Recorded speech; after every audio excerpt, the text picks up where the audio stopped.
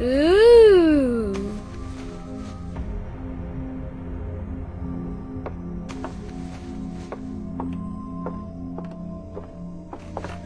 Oh, look! It's a book! Maybe it's a book about pirates with a treasure map. No, I don't think so. I wish that I had seen through all your lies. Oh, start from the beginning, not the middle. And so I decided to pick up my pen to relate the most disturbing episode of my life thus far. It all began early one morning in 1898, when Sherlock Holmes invited me to accompany him on a visit to the Marquis of Conyngham.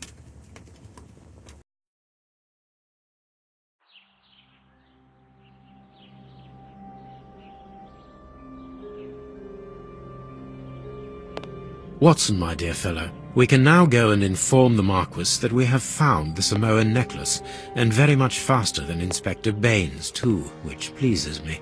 Have you really solved the theft, Holmes? And so quickly? I have indeed, Watson, and believe me, it was completely unnecessary to spread out all over London, as our friend Baines thought was best. He likes to boast that his methods are equal to mine, but once again the outcome has contradicted him. After all these years of accompanying you upon your investigations, I thought that by now I should be reasonably capable of following your train of thought. But in this particular case, I must admit that I don't understand anything at all. Ah, you see, but you do not observe, Watson. There lies the difference. It is a matter of course. A matter of course? In the middle of the night, when everyone is fast asleep, the service bell within that room rings out and alerts the servants. They dress quickly and come running, but the door is locked and there is a strong smell of burning from within. A few seconds later, the master of the house himself, the robbed Marchioness's husband, the Marquis of Conyngham, arrives and unlocks the door using the sole key. A fire has started inside the room, but they have managed to arrive in time to put it out. It is at that moment that the Marquis realizes that the famous Samoan necklace, which had been safe within its glass cabinet only a few hours earlier, has now disappeared. In order to explain, let us confirm my theory before the arrival of Inspector Baines.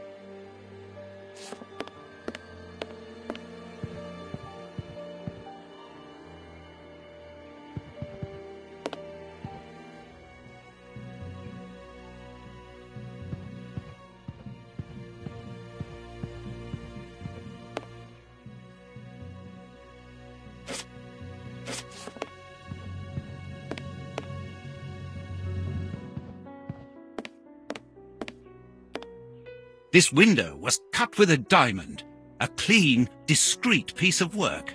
This is where the necklace was. See how tiny the hole is, and not one fingerprint upon the window.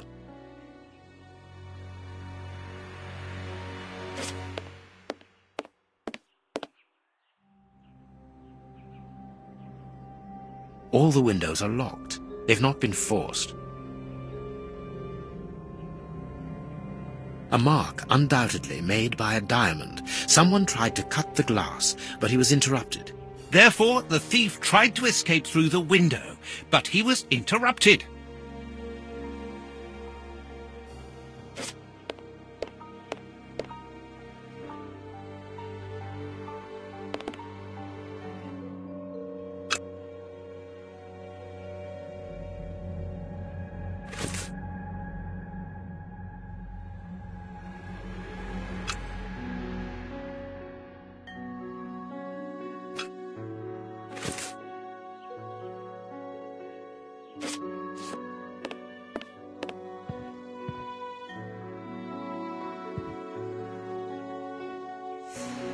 Let us examine the crumpled scores that have fallen off the piano.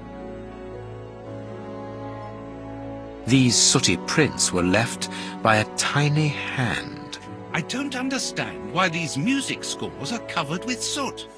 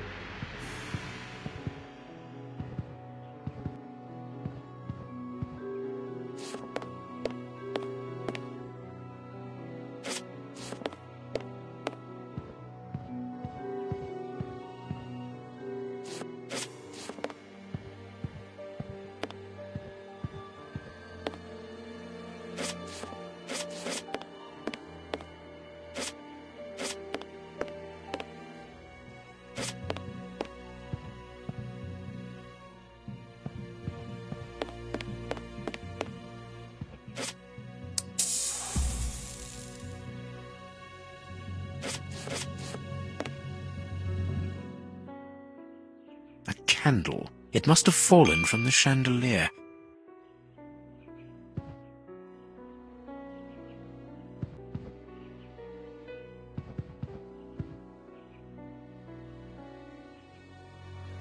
Not very well kept, this aquarium.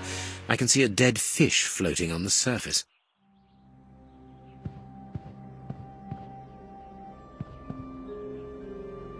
This draft screen makes an ideal hiding place. As the theft was committed at night, I conclude that the thief hid himself behind the draft screen and waited until he was alone in the room. Strange, there aren't any prints, yet I'm sure that the thief hid here.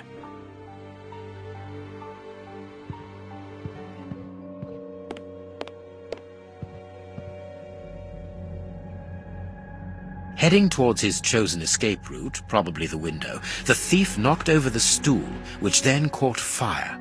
But why didn't he try to put the fire out at once?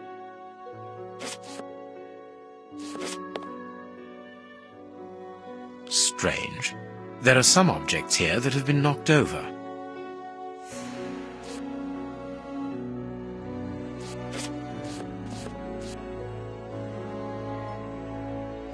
The fire started here, just beneath the bell pull. Whoever pulled the cord would have had his feet in the fire, unless it was pulled before the fire started. Footprints. You are not going to get on your knees to examine them.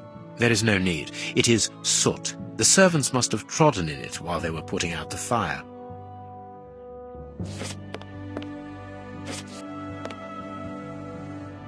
The chest wasn't opened. The necklace wasn't in it.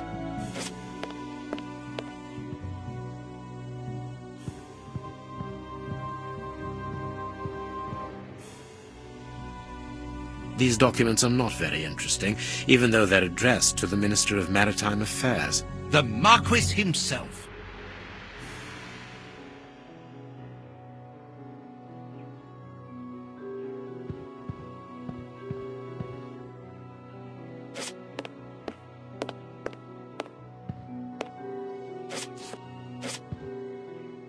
All the windows are locked. They've not been forced.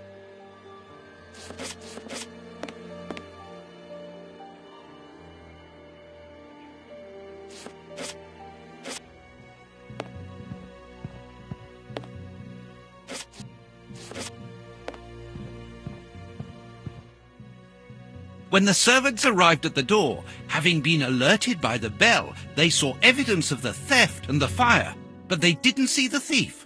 This door is very hard to force. The Marquis is the only person to have the key. The thief could not get out through here until eventually, when the door was opened by the servants. Ah, Mr. Holmes, you're already here. Good morning, Inspector. You've arrived just in time. Ha ha. Scotland Yard arrives like the cavalry, always in the nick of time. Ah, but I know that satisfied expression, Mr. Holmes. Have you already solved the case? It's possible. We have retraced the thief's rather unusual footsteps. He is a true acrobat. But what I cannot understand is that when the servants entered the room, there was no one to be seen. An acrobat, perhaps, but an invisible one? I do not think so. The only explanation is that the thief escaped before the servants arrived. I don't know how, but there is no other way. Half a point for the doctor, nil for the inspector. I am pleased to see that you find the situation amusing, Mr. Holmes. Very well then, explain. Dr. Watson was correct when he mentioned acrobatics, but he is mistaken about the nature of the acrobat. As for you, Baines, you're quite incorrect, as the thief was in the room when the servants entered. Explain, for heaven's sake, Mr. Holmes. Watson, how could a thief be missed in the middle of 8 men? I don't know. Because he is very small? Stop teasing us, Holmes. Exactly, because he is small and remarkably agile. You're thinking of a monkey? And a trained monkey at that, without a doubt, a Leontopithecus rosalia from Central America. The animal had been hidden inside the room for several hours, calmly awaiting the signal from his master. Once night had fallen and the room was empty, a high-frequency whistle alerted the monkey that it was time to begin the procedure for which he had been trained. The monkey emerged from his hiding place and used the point of a diamond to open the glass cabinet and steal the necklace. He headed across to the window by the chimney, but knocked over the stool, which in turn knocked aside the fire guard and started the fire. The frightened monkey jumped from the chimney by swinging from the bell pull, thus alerting the house servants. He then went to the window and began to use his diamond to cut a hole, but was interrupted by the staff trying to gain entry via the door, and he panicked again. He ran across the piano, scattering the music scores onto the floor, before hiding inside the chandelier, knocking over a candle. Finally, the servants and the Marquis entered the room, leaving the door open while they put out the fire. It was during the confusion that our agile little thief made his escape through the doorway. As simple as that. A brilliant explanation! Bravo, Holmes! And the necklace? I can see it from here, my friends. It's right in front of us. We have searched the room from top to bottom, Holmes. How were we unable to find it? Because we paid insufficient attention to the only victim of this affair. What victim? No one is dead? Yes, Watson, a poor goldfish whose destiny was to die, crushed by one of the most precious necklaces in England. The aquarium is just beneath the chandelier. I understand. The little monkey had likely hung the necklace around its neck and lost it when he leapt from the chandelier. The jewels fell into the aquarium, where they remain now.